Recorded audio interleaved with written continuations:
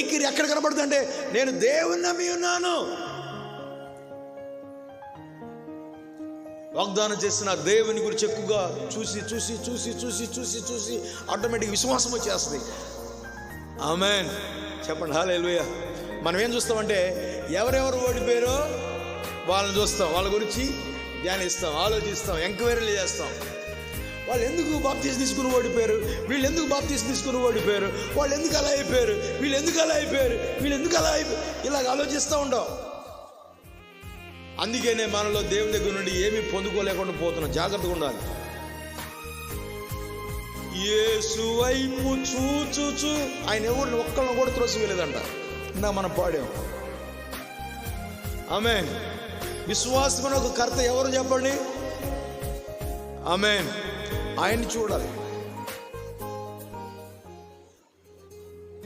మన విశ్వాసం వృద్ధి ఉన్నట్లుగా ఎవరిని త్రోసివేయలేదు, ఎవరి దగ్గర దోచుకోలేదు, ఎవరికి అన్యాయం చేయలేదు, మాట ఇచ్చి ఎక్కడా తప్పిపోలేదు ఆయన.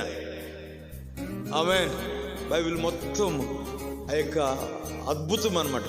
ప్రతి చాప్టర్లో దేవుని అద్భుతం కనపడుతుంది. ఆమేన్. హల్లెలూయా. దేవుని వల్ల బ్రతికే జీవులు బ్లెస్సింగ్ ఏనా?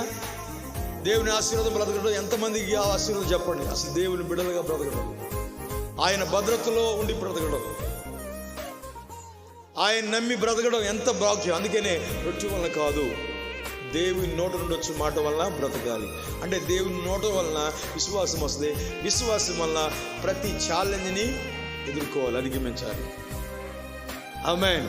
వాక్యం అర్థమయ్యే కొలది దేవుని గురించి వాక్యం ఏం చెప్తుందో ఆ విని విని విని విని విని మన కన్నులు, మన ఫోకస్ అంతా కూడా దేవుని పైన ఉండడాన్ని బట్టి.